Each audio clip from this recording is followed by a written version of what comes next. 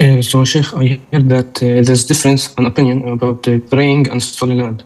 In praying and what? And stolen land. And stolen Okay, that okay, praying. okay.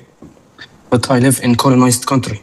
For example, when I pray in the university or... I understand your question. The most authentic opinion, as Ahmed correctly stated, this is known as as-salat ala al-ard al-maghsubah, the ruling on praying on a land that was stolen. And as we know, Palestine is all stolen by the conquerors and by the invaders. And by doing so, they've stripped the Muslims from their God-given right, from their own land.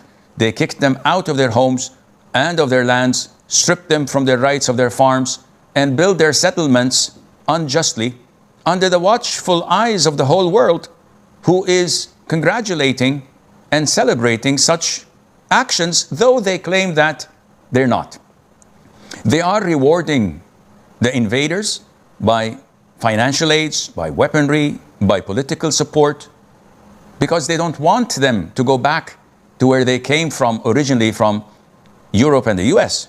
So they're fine with them stealing other people's rights and moving there.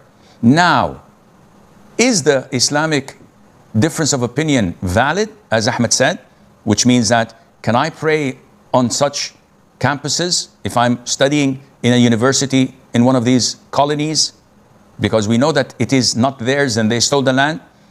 It is an issue of dispute, and the most authentic opinion is that these are two separate things. And your prayer is valid, but the sin is still on them, and Allah